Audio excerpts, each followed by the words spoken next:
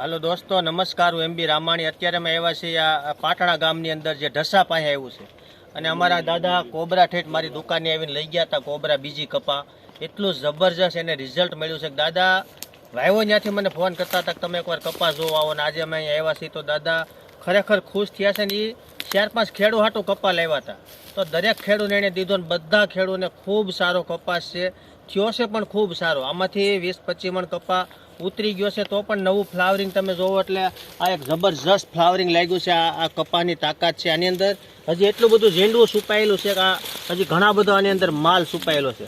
તો આ દાદા આ કપાસ જોઈને ખૂબ ખુશ થયા હતા. આમાં ક્યાંય ખડો નથી, એટલું બધું મસ્ત રિઝલ્ટ આવ્યું છે. છતાંય આપણી દાદાના મોઢેથી સાંભળીએ કે દાદા આ કપા તમને કેવો લાગ્યો ને કેવી મજા આવી? સારો લાગ્યો. હા, દાદાને કહેવાને એમ કે ખરેખર આ કપા સારો છે અને કે દાદા ખૂબ ખુશ થયા છે. કે મેં જેને દીધો એ પણ ખુશ થયા છે. 4-5 જણા. હા, બધાને બહુ સારો છે ને.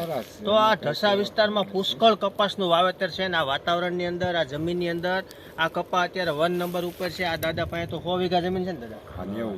90 વીઘા જમીન છે ને એ દાદાએ પણ વાવ્યો છે. 90 વીઘા જમીનની અંદર 5 વીઘાનો કર્યો દાદા.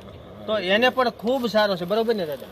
તો આ કપામાં એવી તાકાત છે કે કોઈ બી ખેડૂત આવે તો આવા વાતાવરણની અંદર ખૂબ સારું રિઝલ્ટ આપે. બીજો નો થાય પા થાય. હા, બીજો ન થાય પણ આ થાય. એટલો વરસાદ પડ્યો આ વર્ષે, તો પુષ્કળ વરસાદ પડ્યો. દાદા મને કહે છે કે જો વરસાદ ન પડ્યો હોત ને તો આ કપા તો ભૂકા કાઢી નાખે, જિંદગીમાં ન થયો એટલો કપા થાય. પણ વરસાદ પડ્યો તો પણ એ ખુશ છે અને બધી વેરાયટી કરતાં સૌથી સારો થયો છે.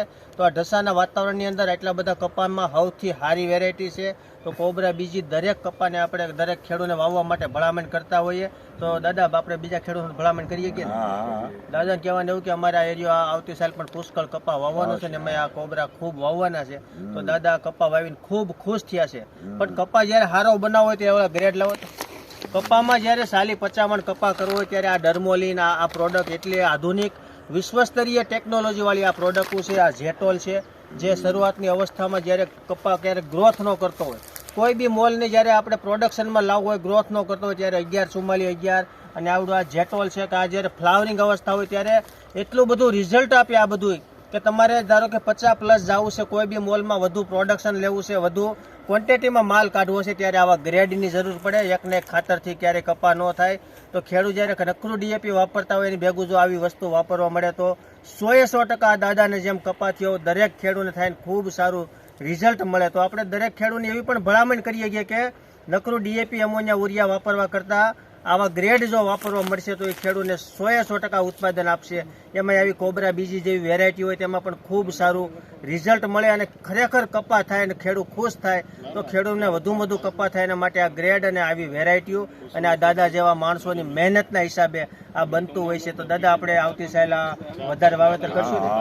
દાદાનું કહેવાનું એવું છે કે આવતી મને ઘણા ટાઈમથી તેડાવતા હતા કપા જોવા આવો. પછી દાદા કે તમે આવ્યા ત્યારે રૂપ વી ગયું. આ ગ્રીનરી આની અંદર 3 વીણ ઉતરી ગયો છે અને અત્યારે આની અંદર ઓલરેડી વીણ કમ્પ્લીટ છે. આમાં એક પેશી કે હળો નથી. હા, તો દાદા તો લાગત કપા પાય છે ને ખૂબ પાણી પાય છે. તો એક જ નીચે 1000 ફૂટી પાય છે તો પણ આમાં ક્યાંય હળો નથી. એ વેરાયટીમાં એક તાકાત છે એટલે આ બધું શક્ય છે. તો દરેક ખેડૂત ભલામણ કરે કે આવા ગ્રેડ વાપરે, આવી વેરાયટીઓ વાવે અને આપણે પણ આ દાદા ઘોડે 40+ કપા કરીએ તો અસ્તુ. જય ભારત.